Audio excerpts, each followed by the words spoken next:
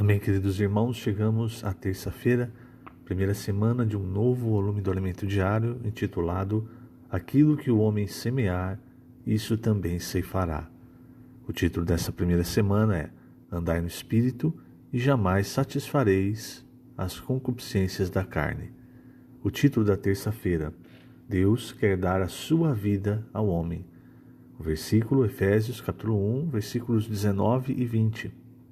E qual a suprema grandeza do seu poder para com os que cremos, segundo a eficácia da força do seu poder, o qual exerceu ele em Cristo, ressuscitando-o dentre os mortos e fazendo sentar à sua direita nos lugares celestiais.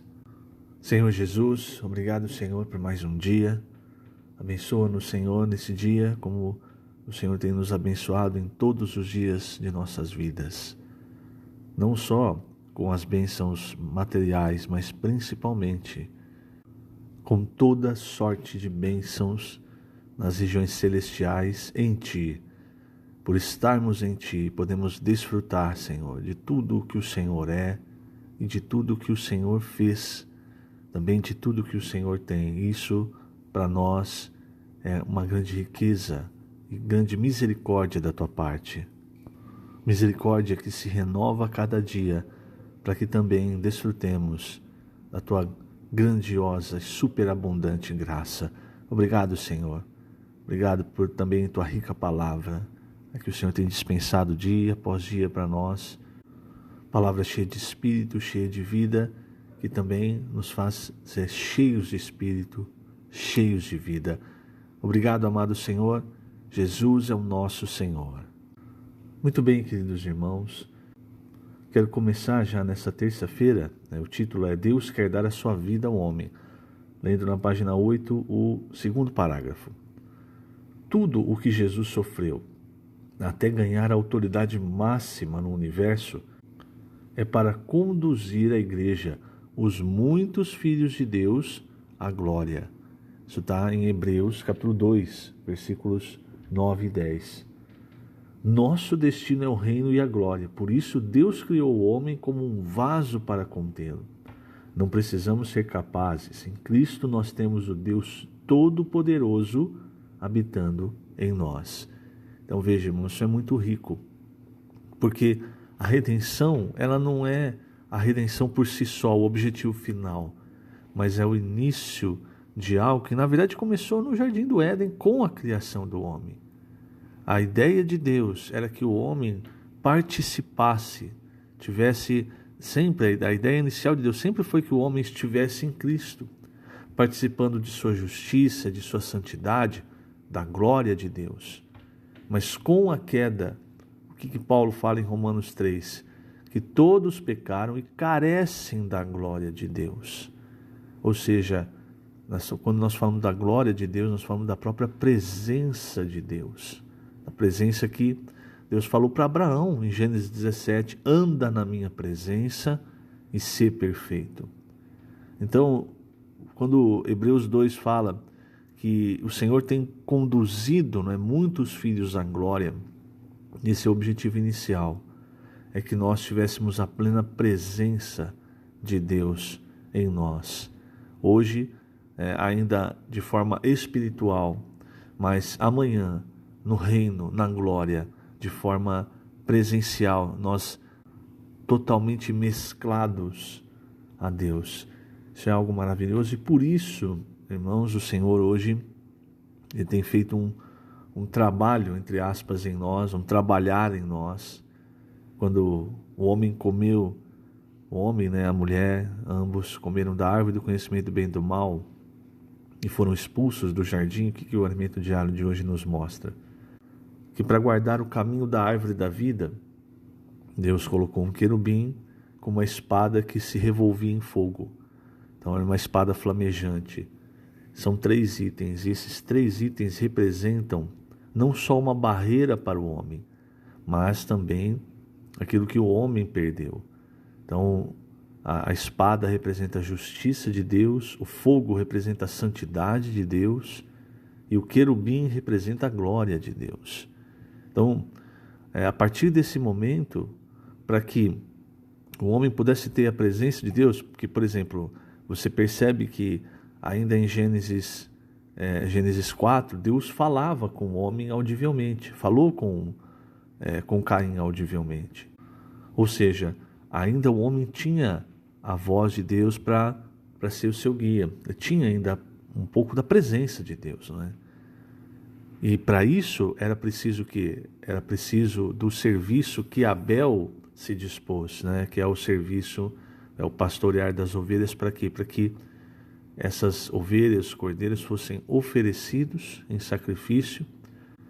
E então o sangue, temporariamente, faria com que o homem pudesse se reaproximar de Deus, ter a presença de Deus, né?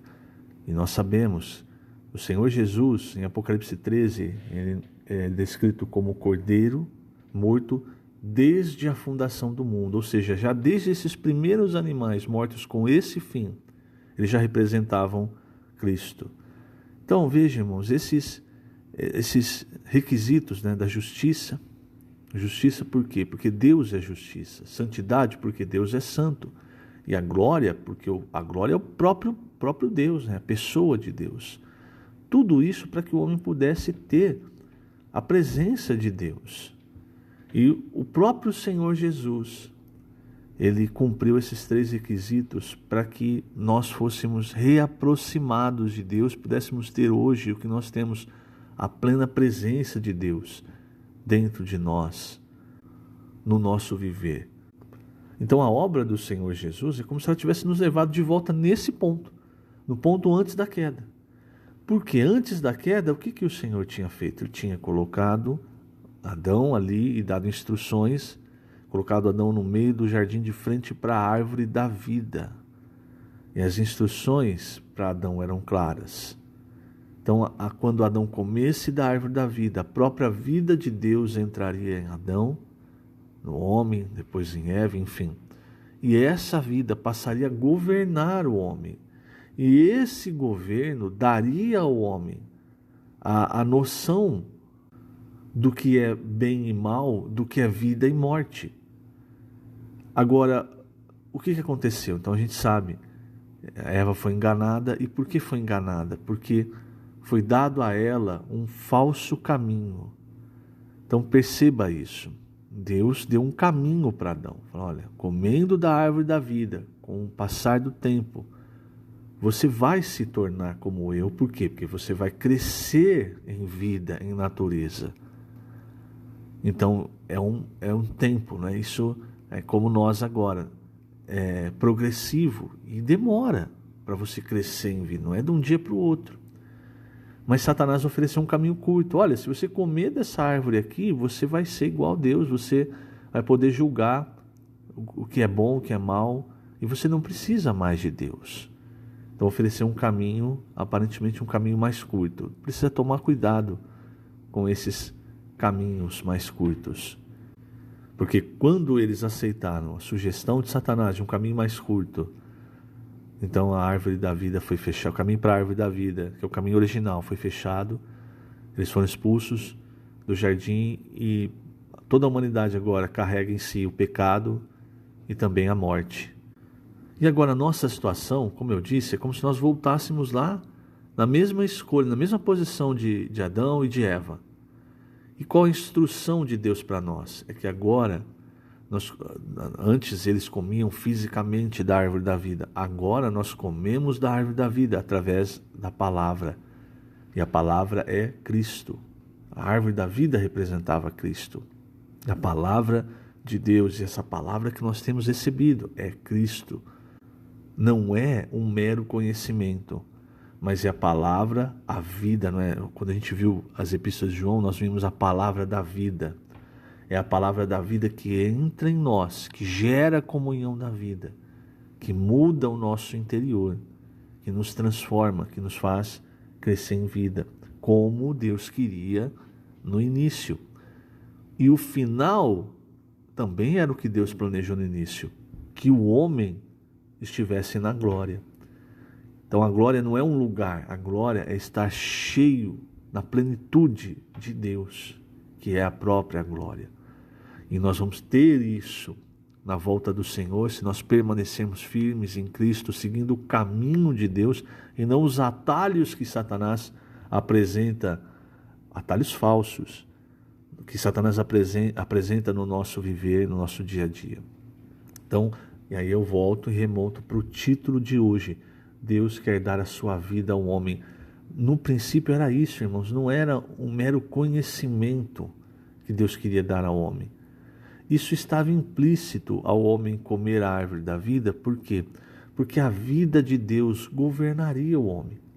Não fazendo do homem um robô, mas como nós hoje, cada vez que nós nos alimentamos da palavra, cada vez que nós comemos da palavra, crescemos em vida, você vai percebendo, você vai ficando mais maduro para lidar com as situações que se apresentam, com as pessoas, com a família, com a igreja, enfim. E quando você só tem conhecimento, esse conhecimento não traz maturidade de vida para você. Então, muitas vezes, por isso nós dizemos, muitas vezes conhecimento acaba se tornando vão. Por quê? Porque o que Deus quer é que nós cheguemos à maturidade de vida. Veja, eu vou ler mais um trecho aqui, na página 8, o terceiro parágrafo, que frisa, né? A palavra hoje é essa: Deus quer dar a vida, a sua vida ao homem. Lembre-se, ao você fazer imersão na palavra, quando você estiver fazendo qualquer coisa relativa à palavra, transcrição, grito de guerra, enfim, lembre-se, o objetivo não é ganhar o conhecimento, o objetivo é ganhar a vida de Deus. Então, para encerrar, eu vou ler página 8, terceiro parágrafo. O propósito de Deus, portanto, não é dar-nos ensinamento para melhorar nosso comportamento. Deus quer conceder-nos sua vida. Não adianta educar um espinheiro a produzir uvas. De nada adianta todos os dias ensinarmos teologia ou ministrarmos cursos dizendo: espinheiro, você se converteu e é um cristão, agora precisa comportar-se bem e produzir uvas. O espinheiro continuará a produzir espinhos. O que precisamos é de uma nova vida.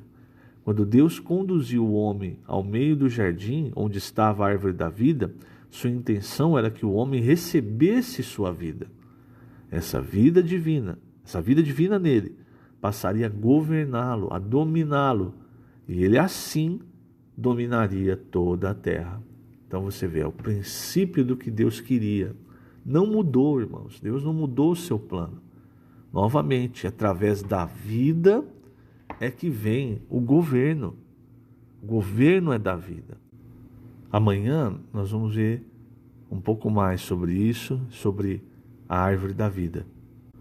Jesus é o nosso Senhor.